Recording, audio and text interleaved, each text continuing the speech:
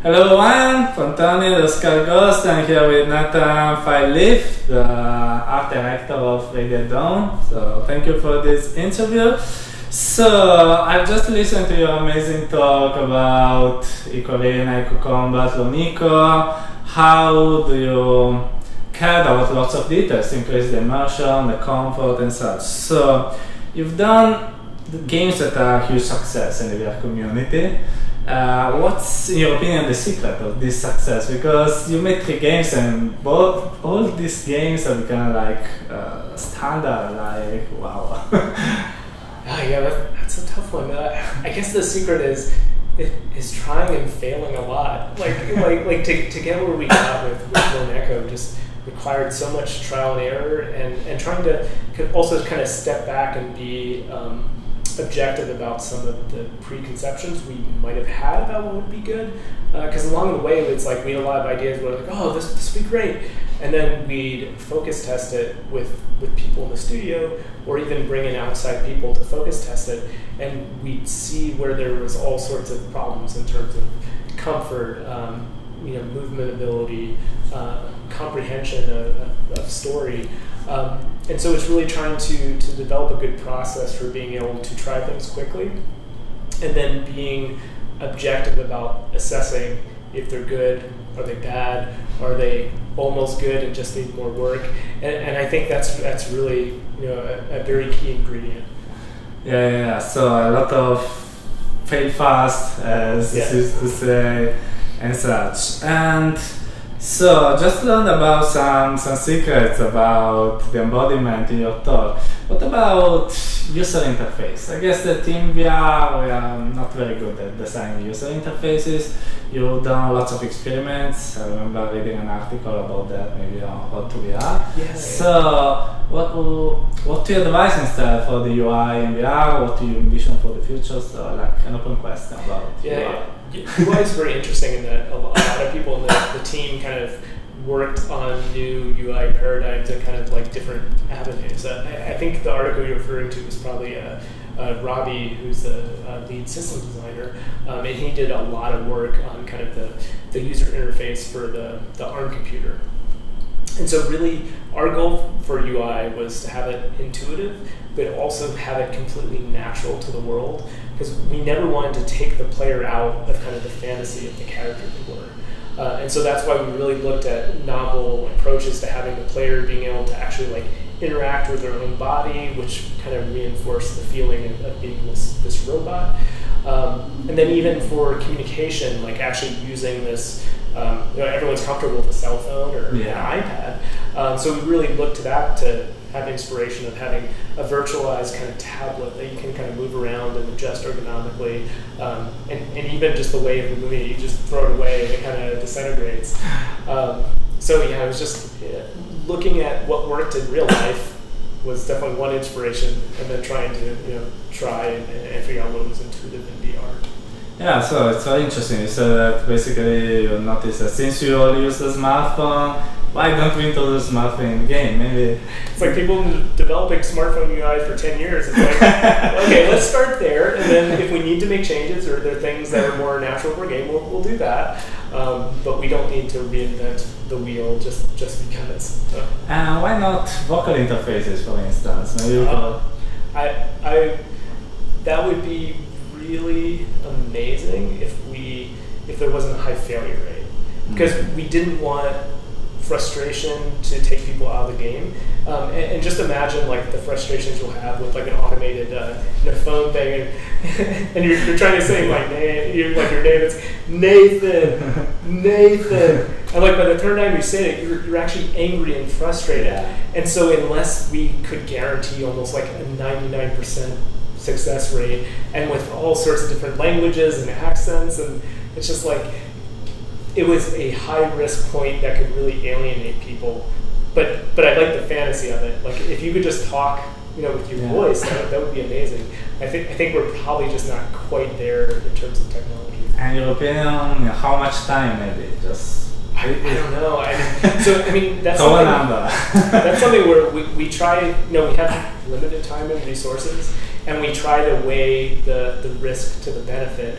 And so I think for us, unless that wasn't an avenue where we really wanted to spend a lot of time trying to custom R&D and develop a solution for voice.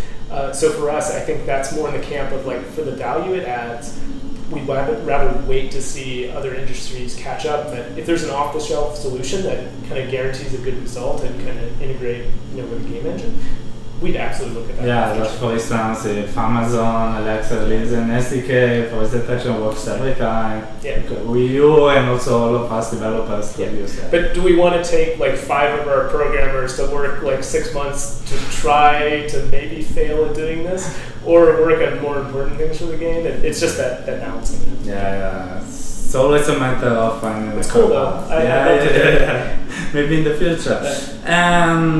What about something that you also talk about today, the limitation of current hardware, so for instance, especially computational limits. So I guess that you, of course, would like to make the world as amazing, as realistic as possible, but in VR you have near 90 Hz twice, so a limit of polygons. So how to overcome that and obtain at the same time an amazing game. So what's, again, some advice for people that will listen to, will watch this video about how to optimize things?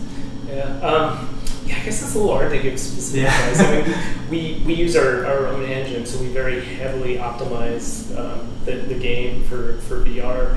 So the engine programmers did a lot of work to make it more performant.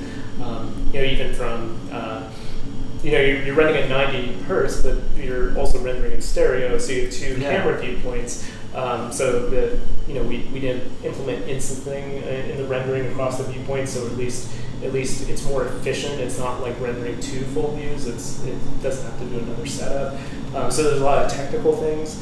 And then the art side, we had to really rethink a lot of our pipelines and do very aggressive LOD. And so we had to introduce whole new sets of artist workflows to allow high detail up close, but it very quickly falls away, hopefully in a way that you don't notice it. And we had to use less lights. Like on the order, we were able to use all sorts of dynamic lights, and then on Lone Echo, we have to be much more careful. I mean, we use quite a few, but we have to be a little more frugal with our dynamic light and shadow usage. Yeah, I remember when I started with Gear VR, maybe first prototype maybe with 10, 20 lights in the game. Then I built the game, it was like 2 hertz. So it's like, a lot of lights, I want more lights. But yeah, I think what's interesting about the advancement of the technologies is it's not just about getting more resolution, because like if we overnight it's like, oh, here we'll double or triple your resolution, it's like now no one can make a game for it. So I think it really needs to be balanced by more kind of efficient hardware and kind of SDK kind of solutions to allow higher fidelity without the performance sacrifice. So like eye tracking and foveated rendering, of course, like those are things that I'm really excited about, because like those would really unlock the potential of having much higher resolution, but not at the cost of performance so much.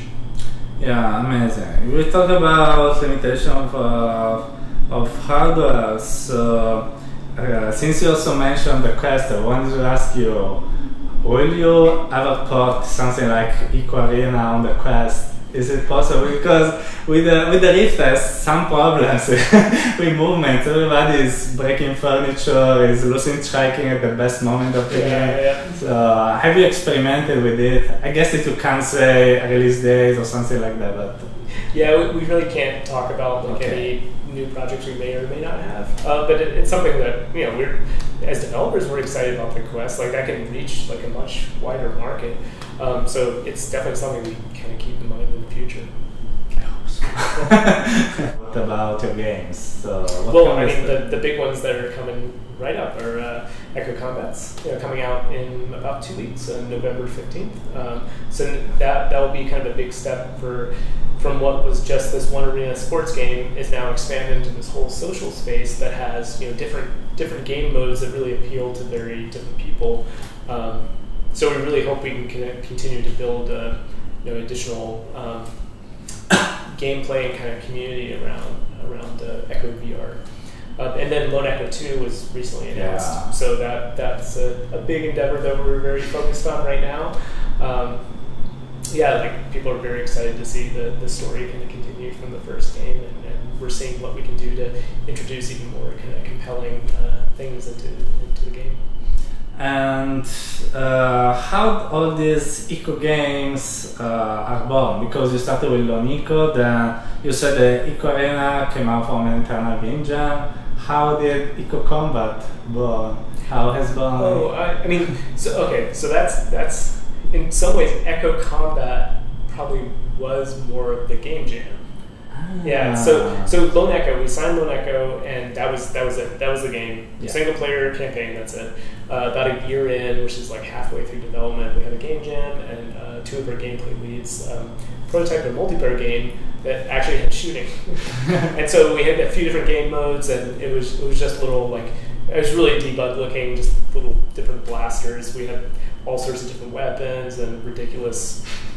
We had one class of character that was called the Moon Wizard. We just had I want to see it. Off the wall stuff. All Is there a way to access to that?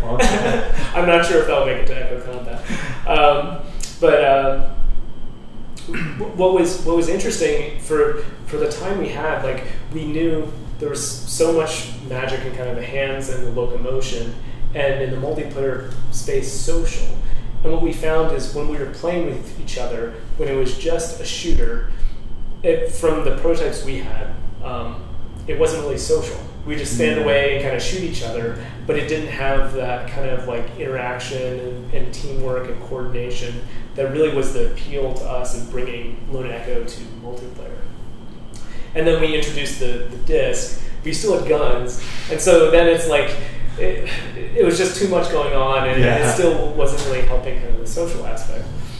So then we took away the guns, and suddenly everything clicked. It's you're really, you're getting more close, you're getting more physical, you're kind of coordinating with passing, with communication. And so we wanted to really make sure that the first multiplayer game we did in VR had that strong sense of social presence. And that wasn't to say we didn't want to do guns, we just didn't want to try to cram it in a very quick time. And that's why after Echo Arena was successful and Oculus was really interested in kind of expanding the game, we took a more deeper look at how to introduce guns but still have social. Yeah. And so that's really what we tried to do with combat. Yeah, that's not an exact action game. There is a red and pink flamingo that you have to push it. And that was kind of a happy accident that one of our texture artists did as a joke. And she wasn't even taking it seriously. But I saw that and a few other people, and were like, that is amazing. We're shipping that. People were a little skeptical, but we kind of themed it to fit with the universe more. And what I like about that is it kind of softens the the violence a little bit. It's you're still a competitive shooter, but when you're fighting over a giant pink flamingo, it's you're am I taking myself too seriously? Maybe. So I think it kind of supports kind of more friendly community kind of inclusion a little bit more. When I played it in when you had the first open beta, I went there, what is that flamingo? Have you played the new game one? No, I'm not sure. I wasn't able at the last beta for working reason. It's out in a few weeks. Yeah. So just a capture defend. Wow. I want to try it. Let me know when the new map. Yeah. Wow. When is the next beta? Well, it's launching in 2 weeks. Okay. There is no more. And there should be some more surprises at launch too. Okay. And there will be other eco games then, so maybe you'll do another game jam, maybe something else. Who knows? Yeah. You're open to that anyway. Well, we already have 2 on the plate right now. We'll save some for the future. Maybe in 2020. And you said something that made me very curious, that Lone Echo started with gamepad. Is it true? So how did you evolve? Why did you start with gamepad? How did you evolve it over time with the touch controllers and stuff? Well, we started with gamepad because that's all we had. Like, so Oculus had come to us, asked to kind of make a game and pitch something, and the locomotion model. I mean, it worked. It worked with the controller, but we had the limitation of the gamepad, which it was more this canned like hand grab, but then would pull you through the world, and it worked. And then we also had the problem of like we were just using one sensor, so we're using gamepad and one sensor. So we had to do all sorts of weird control paradigms to spin you around. But then this was maybe 6 months into the project. Oculus announced Touch, and we saw that, and we were like, wow, this fixes it. This is amazing. And not only do we see Touch, there was a demo called Toy Box that Oculus Studios made. Yeah. Did you play that? No, I've seen the videos. But we saw that was kind of the spark for Echo Arena in some ways too, because like just the magic of kind of social presence was incredible with Toy Box. So yeah, between Touch and just seeing how impactful hand presence with multiplayer could be, those were really influential for the game. Amazing. And you are art director, so just to say, there are a lot of tools so now you can draw in VR. I'm asking, do you use them when you develop for this kind of games, something like Medium, Quill, Tilbush, etc.? And what is your favorite one? So. I mean, Medium and Quill are both great for different reasons. I mean, I guess they do very different things. I love playing with both of them. I haven't actually used it as like a development tool, but I can definitely see the merit in it. Can I ask you why didn't you develop it? Because they are not really as, for instance, the professional tools that are now in 2D. Is this the reason? Yeah, I mean we're kind of used to the current tools. Also, like the resolution of the headset, it's good, but it's not incredible. And also like anything that involves like text, a lot of small text or data stuff, like squinting at that in VR. So if you're just doing an illustration, yeah, it's great. But often we're doing very technical blend of things when we're working on art. So I think until displays are at much higher resolution, it won't be comfortable to work, a long time in VR, maybe a little bit. Beyond mostly gaming now, what is your favorite artistic experience instead that you may have tried in this year? In VR? Yeah. It's hard to separate art from the game. I love. Yeah, it's very blurred. I love Superhot. Like, Superhot is great. And yeah, Robo Recall was really fun. We're definitely looking at that. Amazing. And then some of the shorts, like Dear Angelica, and some of those kind of short story VR experiences were amazing too. So I like a little of everything. Like if you look at the games we make, we don't really have like one style we necessarily gravitate to. So like all those are compelling to me for different reasons. What's your vision for the future of VR? Since at the cutting edge of industry, so how do you envision? I mean, just being able to see it grow into kind of a larger user base that's kind of accepted across broader society. I think that's something that I'm really excited to see, because what that can bring with kind of social interactions with gaming, it's just an open kind of a whole new world of entertainment. I think right now it's like it's right on the cusp, and it's like the quality is actually there, like it's good enough, but I think not enough people have been exposed to kind of maybe the right thing that kind of opens their eyes to why it's so powerful. So we really just want to continue to develop compelling experiences to really help try to bring people into the medium. So final question, if there is something to add to this interview, to my readers, or maybe an advice for people who want to go to your same route, to steal your job, to do your same job, so what's your advice to them?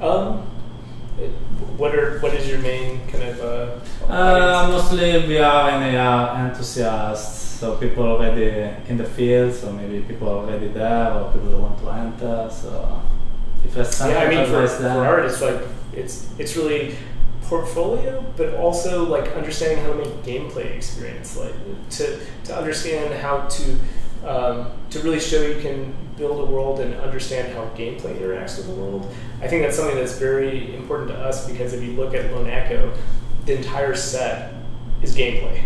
Like, you can touch everything, your hand conforms to everything, and so you really have to have an artist that doesn't just want to make pretty stuff, they want to make a great game experience. So being able to see someone that not only has good artwork, but is working directly in a game engine and making small like demos or experiences that really show that they have a passion and understand gameplay. I think those are really the two things we look for. And sometimes the understanding the gameplay and how to make a compelling experience might be more important than having the best portfolio piece. So it's just having a nice balance of those things. Okay, so thank you, Nathan, for your time. It's been a pleasure. Pleasure as well.